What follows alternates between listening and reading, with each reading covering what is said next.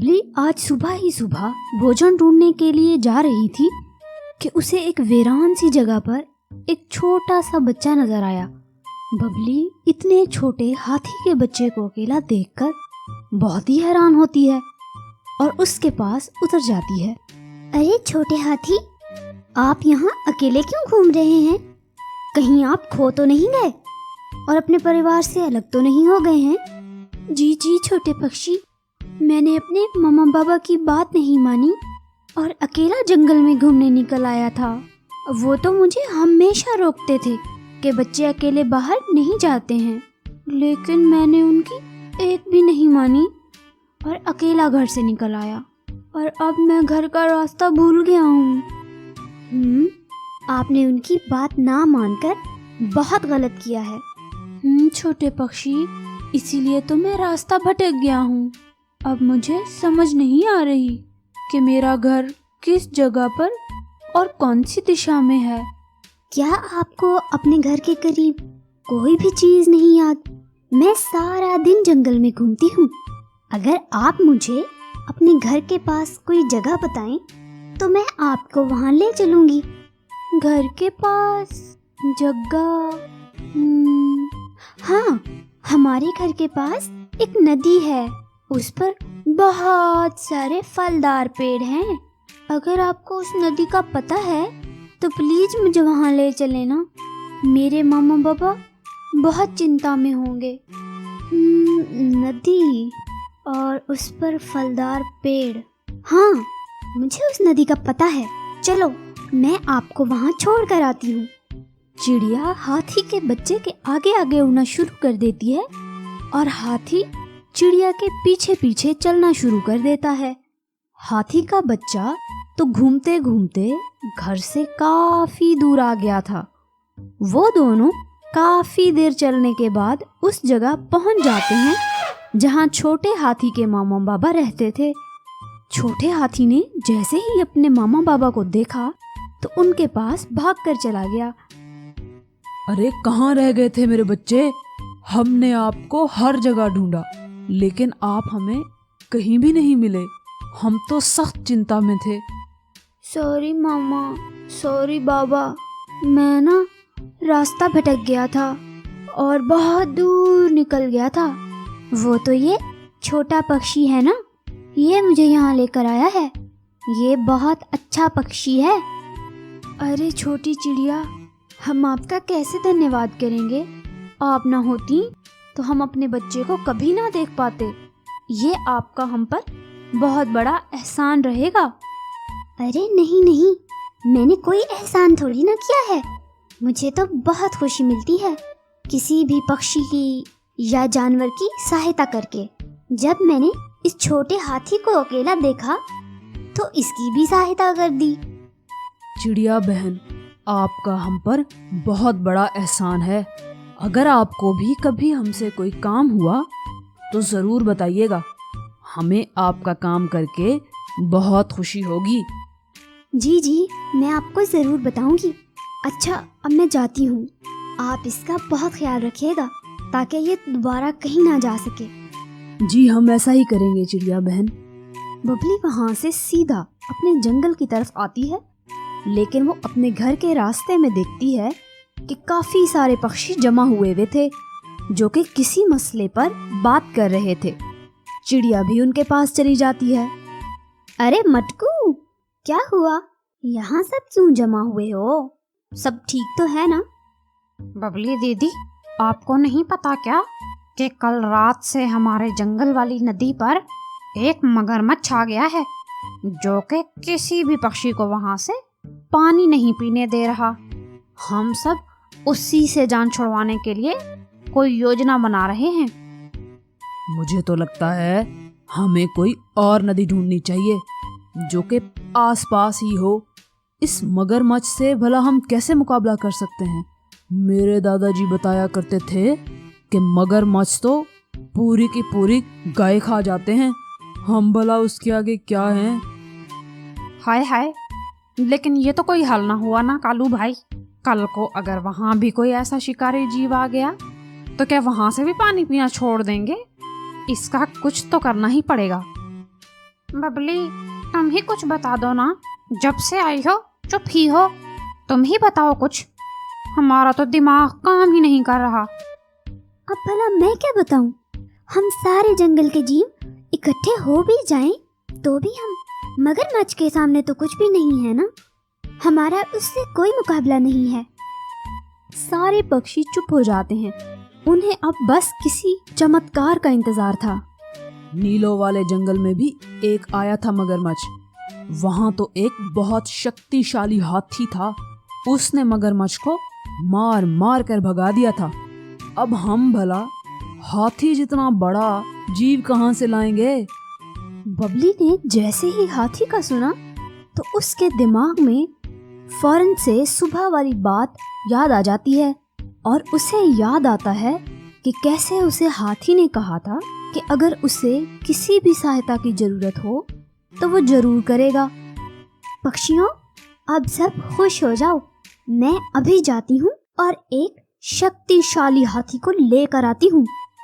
लेकिन बबली, हम तो तुम्हें बचपन से जानते हैं। तुम्हारा तो किसी हाथी से दूर दूर तक कोई वास्ता नहीं है। ये अचानक से हाथी कहाँ से आ गया भला? और फिर बबली उनको सारी बातें बता देती है कि कैसे उसे सुबह हाथी का बच्चा मिला था और कैसे उसने उनके माँ बाबा के पास उसको पहुंचा दिया था। अरे अरे बबली, फिर तो जल्दी से जाओ, उस हाथी को लेकर आओ। तुम देखना, हाथी को देखकर ही वो मगरमच्छ भाग जाएगा। ठीक है, मैं अभी जाती हूँ। बबली वहाँ से बड़े हाथी को बुलाने के लिए चली जाती है और बाकी पक्षी मगरमच्छ के पास पहुँच जाते हैं। आओ आओ छोटे पक्षियों, इकट्ठे होकर तो ऐसे आए हो कि जैसे पता नहीं मुझे क्या कर दोगे। तुम सब तो एक टाइम का खाना हो मेरा। हम तुम्हारा दिमाग अभी ठिकाने लगाएंगे। बस तुम देखते जाओ कि करते क्या हैं हम। कालू, सठिया तो नहीं गए हो? चलो कोई ना, सबसे पहले मैं तुम्हें ही खाऊंगा। हो तो तुम काले, लेकिन तुम्हारा मांस स्वादिष्ट होगा। ये तो तुम्हें अभी समझ आ जाएगी कि क्या बनता है तुम्हारे साथ। तुम हमें ज्यादा ही इजी ले रहे हो। एक तो मुझे समझ नहीं आती कि तुम पक्षियों को अचानक हो क्या गया है। कल तो मिन्नतें तरले कर रहे थे और आज कैसे अकड़ रहे हो। मैंने तो साफ साफ कहा है कि भाई रोज मुझे मांस देते जाओ और पानी पीते जाओ, वरना जाओ कहीं और से पानी पियो। हाँ है, बातें तो सुनो इसकी। इसे पता ही नहीं है कि इसके साथ होने क्या वाला है। वो अभी बातें ही कर रहे थे कि वहाँ पर बबली बड़े हाथी को लेकर भी पहुँच जाती है। बड़े हाथी को देखकर मगरमच्छ तो हक्का बक्का रह जाता है। हाँ, अब बोलो ना बड़े मुंह वाले मगरमच्छ। अरे चुप क्यों हो गए हो? अब भी बोलो ना बड़ी बड़ी बातें। हाँ भाई मगरमच्छ, क्या तुम्हें बताया नहीं तुम्हारे पूर्वजों ने कि हाथी मगरमच्छों के साथ क्या करते आए हैं? तभी तुम मेरे दोस्तों के साथ पंगे ले रहे हो। नहीं तो हाथी भाई, मैंने तो किसी को भी तंग नहीं किया। ये जब चाहे पानी पी लें यहाँ से। मैं किसी को क्यों कुछ कहूँगा? नहीं बड़े हाथी जी, ये हमें धमकियाँ दे रहा था कि अगर हमने इसे मांस लाकर नहीं दिया ना तो ये सबको खा जाएगा और हमें नदी से पानी भी नहीं पीने देगा। सुनो मगरमच्छ, तुम्हारी बेहतरी इसी में है कि यहाँ से और मेरे दोस्तों से दूर चले जाओ, वरना तुम पर एक पांव रखकर तुम्हारा भुरकस निकाल दूंगा। फिर ना कहना कि मैंने बताया नहीं था। अच्छा जी, जाता हूँ हाथी साहब। गुस्सा तो मत करें ना आप। हाँ जाओ, और आइंदा मुझे इस जंगल के आसपास भी नजर ना आना तुम, वरना तुम्हें कोई मुझसे बचा नहीं सकेगा। वो मगरमच्छ हाथी से डरकर भाग जाता है। लो भाई सारे पक्षियों, अब ये आप सबको तंग नहीं करेगा। दोबारा आए तो मुझे बता देना आप, इसका दिमाग मैं ठिकाने लगा दूंगा। बहुत बहुत धन्यवाद आपका हाथी जी। अगर आप ना होते तो हमें अपना घर छोड़कर कहीं और जाना पड़ता। फिर सारे पक्षी हाथी का बहुत बहुत धन्यवाद करते हैं और हाथी को वहाँ से रुखसत करते हैं और बाद में सारे पक्षी हंसी खुशी रहना शुरू कर देते हैं। हमें इस स्टोरी से सीख मिलती है कि हमारी कोई भी नेकी कभी भी ज़ाया नहीं जाती है, वो कभी ना कभी हमारे काम जरूर आ जाती है। बबली अपने 2 बच्चों बंटी और पिंकी के साथ रहती थी। दोनों बहुत छोटे थे। अच्छा बच्चों, अब मैं आपके लिए भोजन ले आऊं। आप घर से बाहर नहीं जाना, आपकी मामा जल्दी ही आ जाएंगी वापस। ओके मामा, हम यहाँ घर में ही रहेंगे और आपका इंतजार करेंगे। बबली भोजन की तलाश में उड़ पड़ती है। बबली ऐसे ही उड़ते हुए जा रही थी कि उसे एक वीरान सी जगह में एक मधुमक्खी दिखाई देती है जो कि मकड़ी के जाले के साथ फंसी हुई थी और वो बहुत कोशिश के बावजूद भी खुद को छुड़वा नहीं पा रही थी। बबली तो वैसे ही सबकी बहुत सहायता किया करती थी, फिर चाहे वो खुद ही मुसीबत में क्यों ना हो। इसीलिए बबली फौरन से मधुमक्खी को बचाने के लिए उसके पास चली जाती है। नमस्ते मधुमक्खी जी, आप यहाँ कैसे फंस गई हैं? मैं तो जैसे ही आपको देखा मैंने सोचा आपकी सहायता कर दूं। अरे बबली दीदी, मैं तो यहाँ फलों का रस लेने आई थी अपना शहद बनाने के लिए।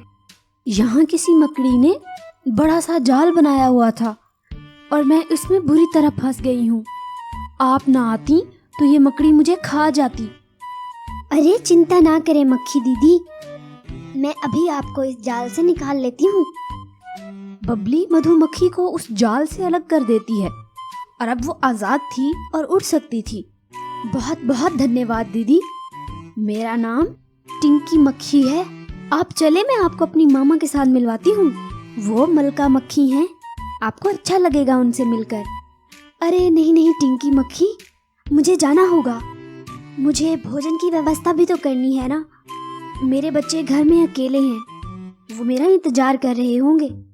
मैं उनको बोल कर आई हूँ उनका भोजन लेकर जल्दी से वापस आ जाऊंगी। अरे भोजन की चिंता आप ना करें, आप मेरे साथ चलें। हम आपको बहुत ज़्यादा भोजन देंगे और आप वो काफ़ी समय तक खा सकती हैं, इसलिए भोजन की चिंता तो आप ना करें। अच्छा, तुम इतना कह रही हो तो मैं चलती हूँ आपके साथ। इस तरह मैं मलका मक्खी को भी देख लूंगी। फिर टिंकी मक्खी चिड़िया को लेकर अपने घर चली जाती है। वहाँ सभी मधुमक्खियाँ थीं। उन सब में सबसे बड़ी मलका मक्खी थी। सारी मक्खियाँ उनकी खिदमत कर रही थीं। तभी टिंकी मक्खी मलका मक्खी को बोलती है, मामा ये देखें कौन आया है। ये बबली चिड़िया हैं। इन्होंने आज मेरी एक जहरीली मकड़ी के जाले से जान बचाई है और मैं इन्हें कहकर लाई हूँ कि आपको अपनी मामा से मिलवाती हूँ। अरे आओ आओ चिड़िया बहन, हमारे घर में पहली बार कोई पक्षी आया है, हमें बहुत अच्छा लग रहा है। कनीज, हमारी चिड़िया बहन के लिए फूलों का रस लाओ, इनको प्यास लगी होगी, ये हमारी मेहमान हैं। तभी वहाँ एक कनीज फूलों के शरबत का गिलास भरकर ले आती है। बबली को ये सब कुछ बहुत अच्छा लग रहा था। मुझे भी बहुत अच्छा लग रहा है मलका मक्खी, आप सब लोगों से मिलकर अच्छा लगा मुझे। लेकिन मुझे जाना होगा, मेरे बच्चे घर पे इंतज़ार कर रहे हैं और उनको बहुत भूख भी लगी होगी और मैं ना गई तो वो भूखे ही मर जाएंगे। अरे चिड़िया, तुम हमारी मेहमान हो, तुम्हें हम खाली हाथ नहीं जाने देंगे। हम तुम्हें बहुत सारा शहद देकर भेजेंगे ताकि तुम हमेशा हमें याद रखो। और फिर मलका अपनी कनीज को बोलकर चिड़िया को बहुत सारा शहद दे देती है। इतना सारा शहद देखकर तो चिड़िया बहुत ही ज़्यादा खुश हो जाती है, क्योंकि उसके दोनों ही बच्चों को शहद बहुत ज़्यादा पसंद था। बहुत बहुत धन्यवाद मलका मक्खी, मैं कभी बाद में भी आपके पास चक्कर ज़रूर लगाऊंगी। बबली मधुमक्खियों का धन्यवाद करके वहाँ से शहद लेकर अपने घर की तरफ चली जाती है। कुछ समय बाद उड़ते उड़ते वो अपने घर पहुँच जाती है, जहाँ बंटी और पिंकी उसका इंतजार कर रहे थे। मामा कहाँ रह गई थी आप? हमें बहुत डर लग रहा था, भूख भी बहुत ज़्यादा लग रही थी। शुक्र है आप आ गई हैं। मामा ये क्या लाई हैं आप? बंटी बेटा, ये शहद है, मुझे एक मलका मक्खी ने दिया है। तभी वहाँ कालू भी आ जाता है, जो कि बबली को साथ वाले जंगल में होने वाले मेले का न्योता देने आया था। नमस्ते चिड़िया दीदी, मैं आपको न्योता देने आया हूँ। साथ वाले जंगल में मेला है और आपने जरूर आना है। जी कालू भाई, मुझे पता है, मैं तो कब से इस मेले का इंतजार कर रही थी। हम जरूर आएंगे। तभी कालू की शहद पर नजर पड़ जाती है। शहद? बबली दीदी, ये भला आपको कहाँ से मिला? वो भी इतना ज्यादा? ये तो बहुत मजे का होता है। जी कालू भाई, ये मुझे मलका मधुमक्खी ने दिया है। मैंने उनकी बेटी टिंकी मक्खी की जान बचाई थी ना, तो बदले में उन्होंने मुझे ये इनाम के तौर पर दिया। कालू बड़ी ललचाई हुई नजरों से शहद को देख रहा था। बबली, क्या मैं इसमें से थोड़ा सा खा लूं? मुझे बहुत पसंद है ये, बस थोड़ा सा ही खाऊंगा। जी जी कालू भाई, आप भी लें थोड़ा सा, कोई बात नहीं। और फिर कालू उसमें से थोड़ा सा शहद खा लेता है। ये तो बहुत मजे का है दीदी, मुझे बहुत अच्छा लगा है।